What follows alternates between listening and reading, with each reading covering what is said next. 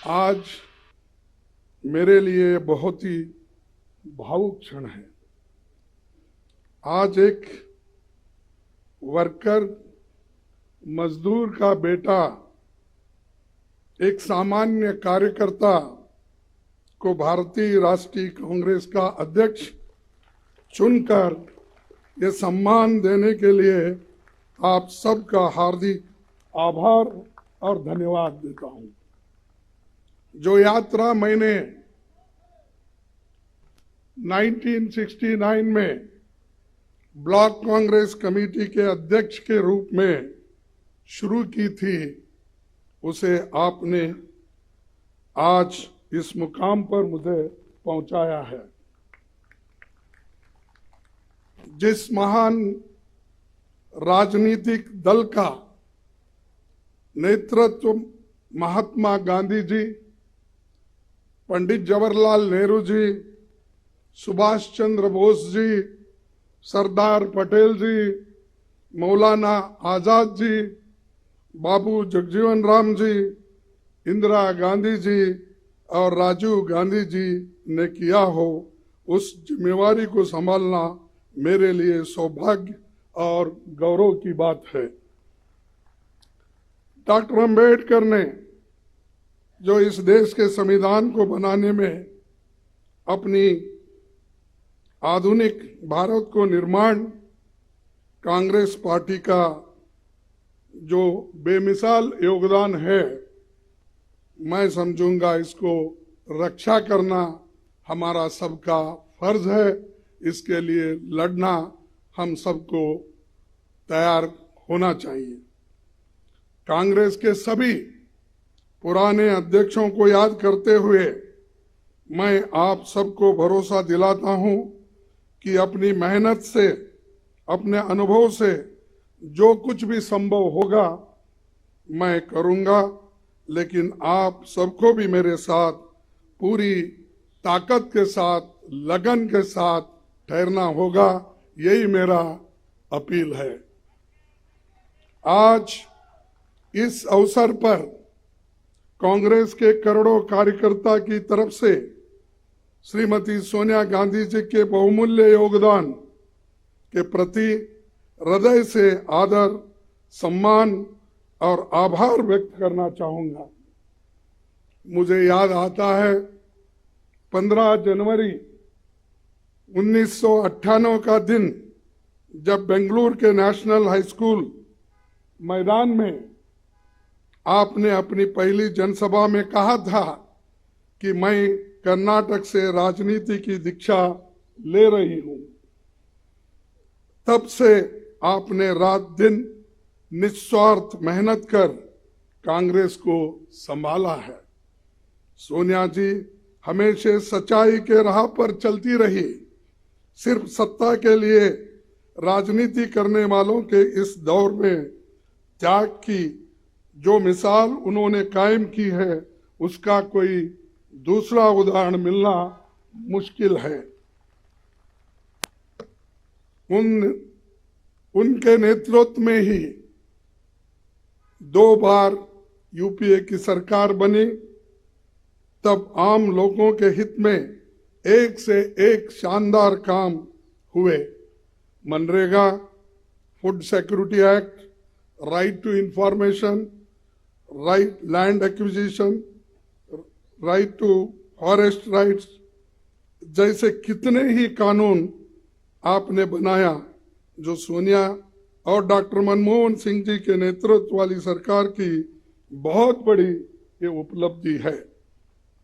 उदयपुर के नवसंकल्प चिंतन शिविर में पार्टी को आगे लाने का जो ब्लूप्रिंट सोनिया जी के नेतृत्व में तैयार हुआ था, उसके लागू करने की जिम्मेदारी अब हम सब पर है। मैं जानता हूं कि ये दौर मुश्किल है। हम सब जानते हैं कि जैसे लोकतंत्र की स्थापना कांग्रेस ने की थी, उसको बदलने की कोशिश आज हो रही है।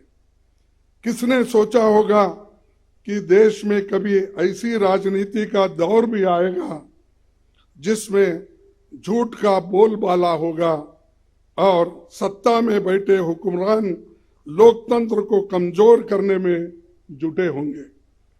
लेकिन मैं ये भी जानता हूं कि झूठ, फरेब और नफरत का ये तंत्र हम तोड़ कर रहेंगे। कांग्रेस की विचारधारा भारत के संविधान की विचारधारा है और करोड़ों देशवासी उसमें दिल से यकीन करते हैं। ऐसे बहुत से लोग कांग्रेस पार्टी के साथ फॉर्मली जुड़े हुए नहीं हैं, लेकिन वो लोकतंत्र को बचाना चाहते हैं। कांग्रेस अध्यक्ष के नाते मैं उनसे कहना चाहता हूं कि आइए हम साथ चले। मैं उन्हें यकीन दिलाता हूं कि ये देश के सबके लिए और कांग्रेस की सबकी भलाई इसी में है। कांग्रेस पार्टी 137 वर्षों से लोगों के जीवन का हिस्सा है।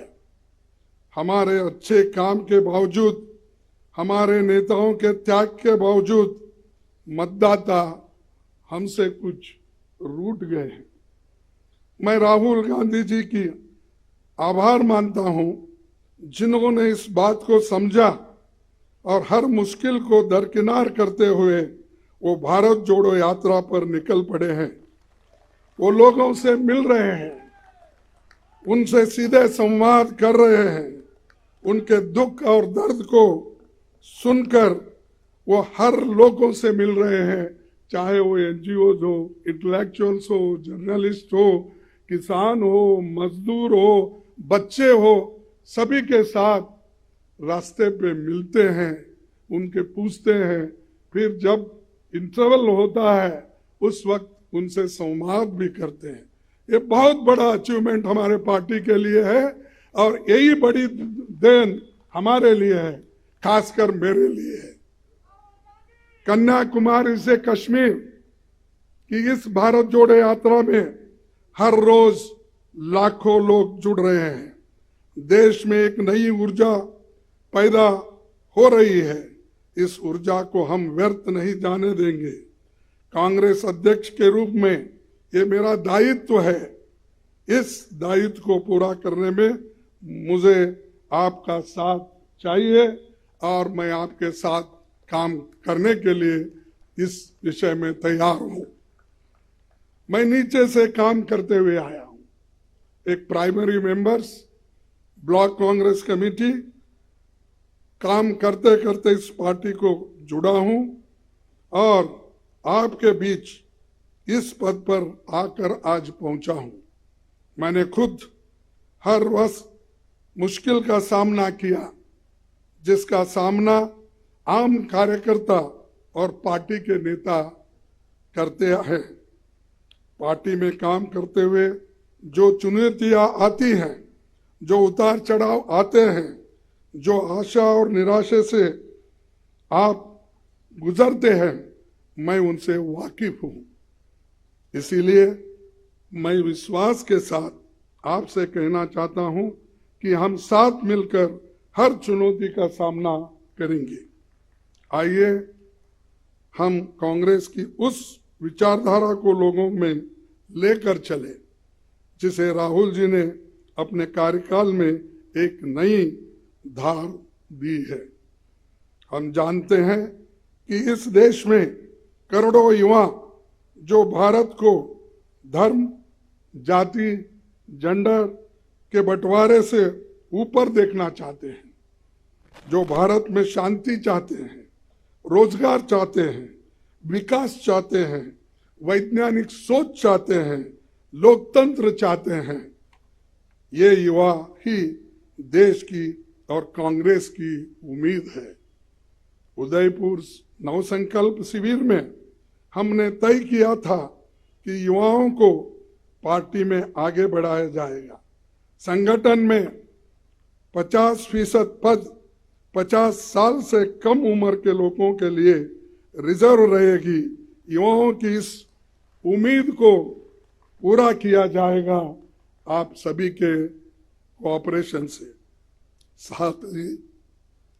साथ ही उदयपुर में हमने तय किया था कि कांग्रेस के कार्यकर्ताओं को सशक्त किया जाएगा।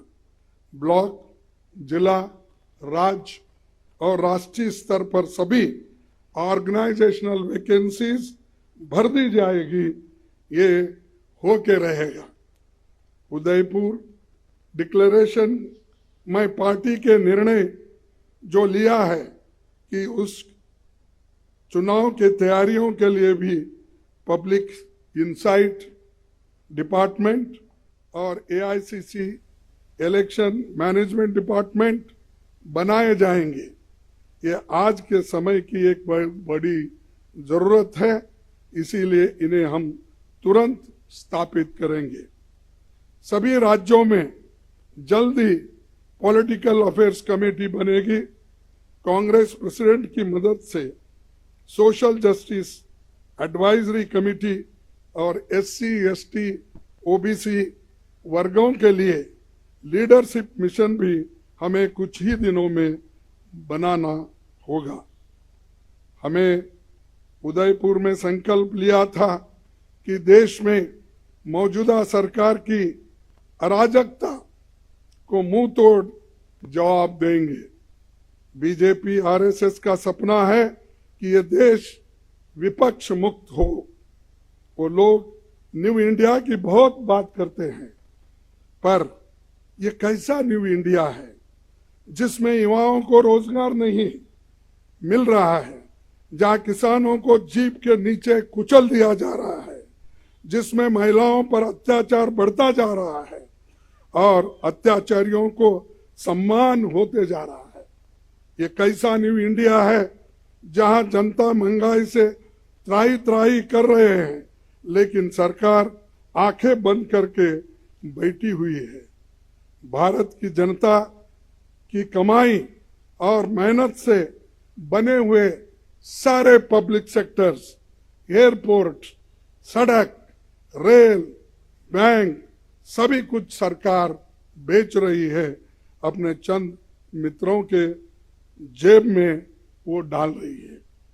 इस न्यू इंडिया में भूखमरी बढ़ रही है, प्रदूषण बढ़ रहा है, शिक्षा महंगी हो गई है, लेकिन रुपए लुढ़क रहा है। यहाँ सरकार सो रही है, लेकिन ED, इनकम टैक्स, CBI दमन के लिए 24 घंटे काम कर रहे हैं। उनके इस इंडिया में दलित, आदिवासी, अल्पसंख्यक, शोषित समाज के लोगों को अपमानित किया जाता है, उनके मौके छीने जा रहे हैं। और आज के दिन इसी न्यू इंडिया में झूठ को सच और सच को झूठ बनाया जा रहा है। यहाँ गोडसे को देशभक्त बोलते हैं और महात्मा गांधी जी को देशद्रोही बोलते हैं। यहाँ बाबा साहेब के संविधान को बदलकर संघ के संविधान को लाने की कोशिश हो रही है। इसी न्यू इंडिया को बनाने के लिए वो कांग्रेस मुक्त भारत चाहते हैं, क्योंकि कांग्रेस के रहते ऐसा हो नहीं सकता, ऐसा हम होने नहीं देंगे और इसको लड़ते रहेंगे। आज मैं खासकर इस मौके पर हमारी पार्टी के नए चुने गए 9,000 से भी ज्यादा डेलीगेट्स, PCC डेलीगेट्स को बहुत बधाई देता हूं और उनसे कहना चाहता हूं कि आप हमारी पार्टी के आधार हो, आप जमीन से जुड़े हुए हो और जमीन से करीब हो। इसीलिए ये कहना गलत नहीं होगा कि आप हमारे कांग्रेस संगठन के आंख और कान हो। आप अपने अपने ब्लॉक में हमारे पार्टी के 6 करोड़ प्राथमिक सदस्यों के सुख दुख के साथी हो। हमारा एक आम कार्यकर्ता जब मजबूत होता है, तभी हमारा केंद्रीय संगठन मजबूत बनता है। Today I want to call upon my Congress family to come together to carry the message of Bharat Jodo Yatra to every nook and corner of the country. The message of economic equality, safeguarding constitutional values, communal harmony, more employment opportunities to the youth of India. Let us tell the people of India that Congress with them in their struggles and aspirations.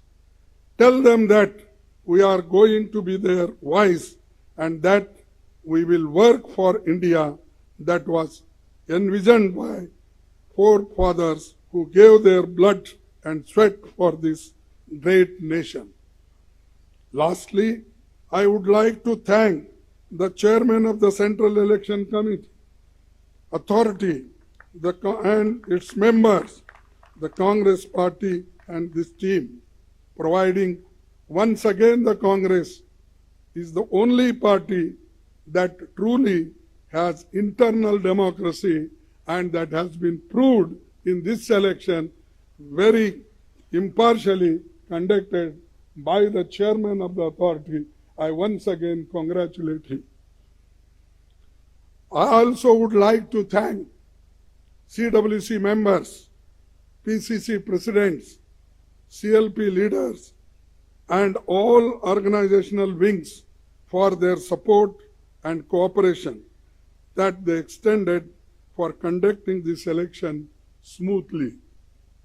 In the end, I would like to once again thank our PCC delegates, and I want to tell them that you are the foundation of our party. As President, it will be my utmost duty to look after our workers. Together, we will build an India that will be enlightened, empowered, and equal for every citizen. इस देश में संविधान की रक्षा होगी, सबके सम्मान अधिकार की और अवसर की रक्षा होगी, लोगों में नफरत फैलाने वालों को हम हरा के रहेंगे, जनता की आवाज बनेंगे, महंगाई, बेरोजगारी, भूखमरी से लड़ना होगा, भारतवासियों के भविष्य की रक्षा करनी होगी। आने वाले समय में हिमाचल, गुजरात और अन्य राज्यों में चुनाव होने हैं। जनता इन राज्यों में बदलाव चाहती है। हमें मजबूती से इनमें अपनी पार्टी का प्रदर्शन करना होगा। आप सभी का सहकार और सभी की मेहनत उसमें लगना चाहिए, तभी हम उसमें यश पाएंगे। हम महात्मा गांधी के सिपाही हैं, हम किसी से डरते नहीं, और जब कांग्रेस कार्यकर्ता अपने अंदर के डर को निकाल देगा तो बड़े से बड़ा साम्राज्य भी घुटने टेक देगा। तो इसीलिए मुझे एक बार याद आता है, राहुल जी जब लोकसभा में थे, एक शब्द हमेशा कहा करते थे, जो भी मुश्किलें हमको आएंगे उसको डरना नहीं। उनका वर्ड ही था डरो मत, और वही डरो मत का स्लोगन हम आगे लेके चलेंगे। मैं देश के युवाओं से कहना चाहता हूं कि जो लड़ाई कांग्रेस लड़ रही है वो सिर्फ हमारी नहीं है, हमारे लिए नहीं है, हमारे पार्टी के लिए नहीं है, ये आपके भविष्य की लड़ाई है, जिसे हम सब मिलकर लड़ेंगे और जीतेंगे और यशस्वी इसमें हासिल करेंगे। इतना कहते हुए मेरे 4 शब्द को समाप्त करता हूं। जय हिंद, जय कांग्रेस।